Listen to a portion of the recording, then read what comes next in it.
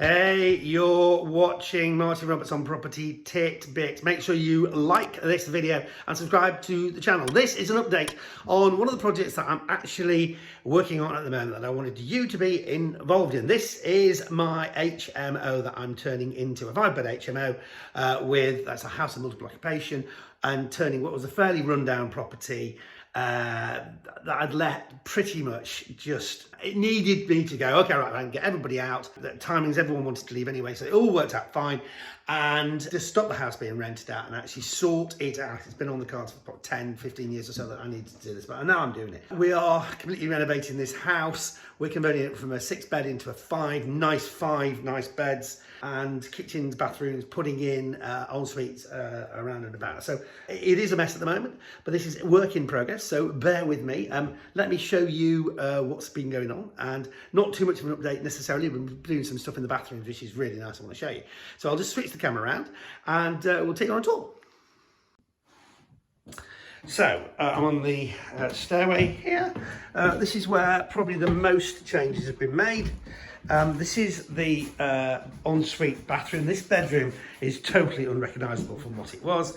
It used to be the 2 communal bathrooms here, and we've converted this all to it. Now, these are the tiles I've chosen. I'm actually quite pleased with how this is looking. I've gone for a kind of, well, these tiles are really nice.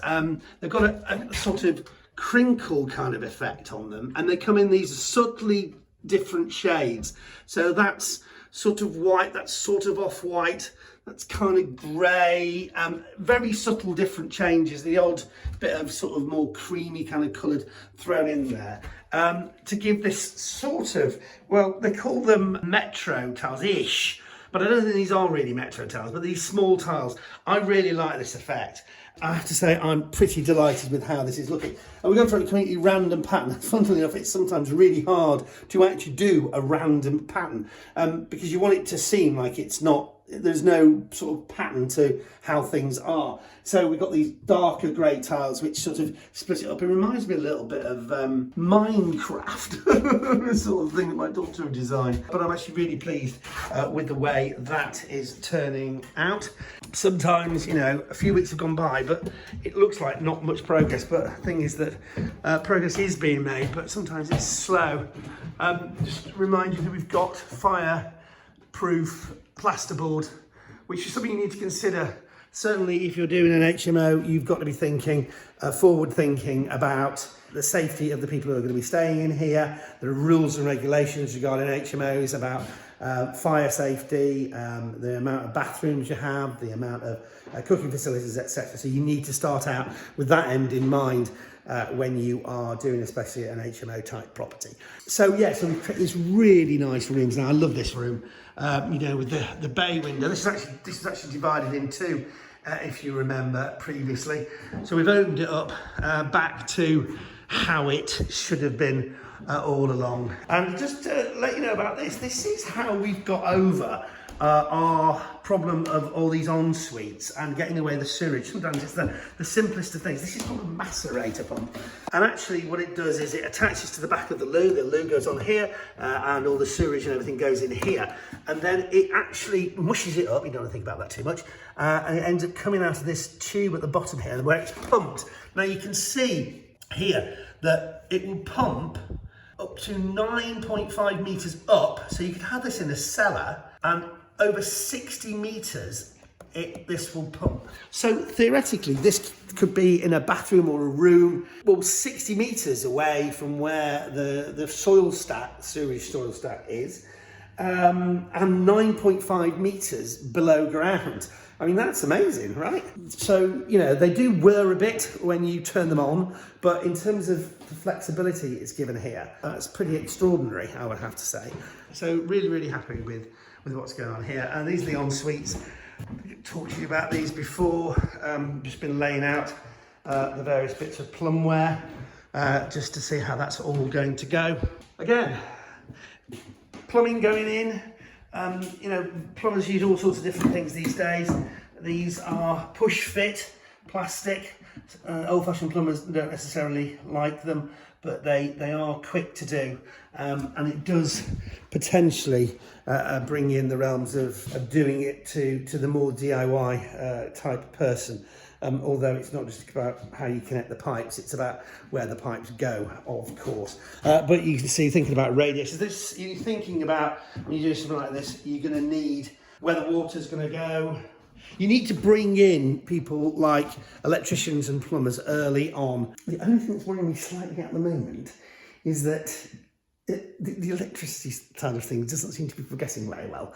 So I need to give the electrician a bit of a poke, because there's no point in plastering walls and all that kind of stuff before you've done all your electricity cables and your sockets and switches, because you want to obviously chop them out of the wall and then plaster over the top of them. So we need to chase the electrician and get him in before we progress too much further. But that's pretty much that. We've now got the architraves on the doors, so that's good news. Again, that's been done since the last time we were here. It suddenly starts to look really quite smart. That's Waffle the dog.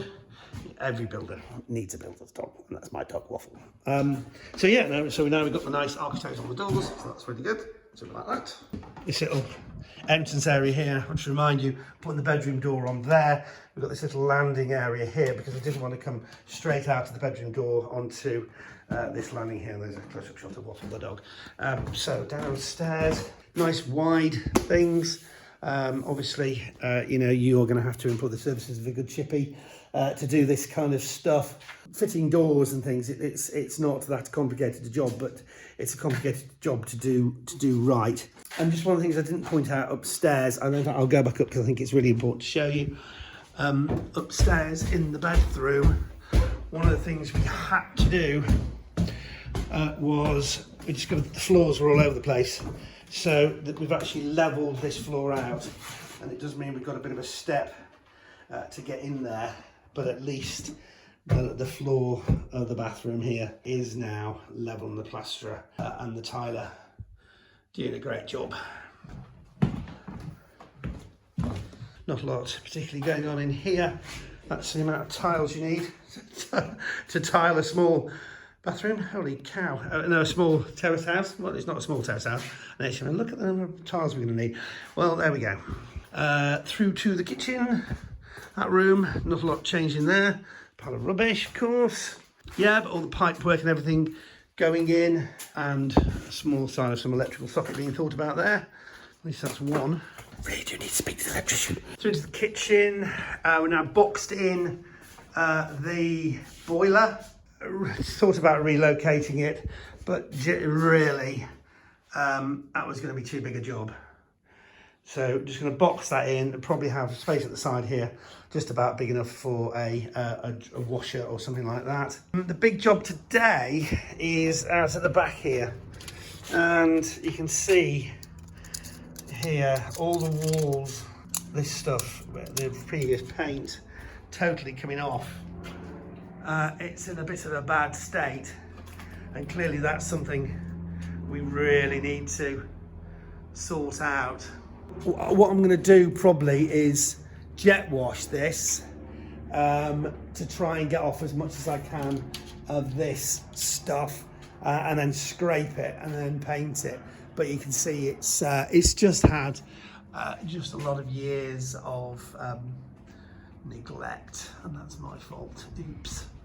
But we're sorting it out now, that's the main thing. So I need to jet wash that off and get that all sorted. I think that's about it. At the front of the property, we are trying to sort out the roof. Gives you an idea of what we're doing here at the front of the property. Hello, Roger.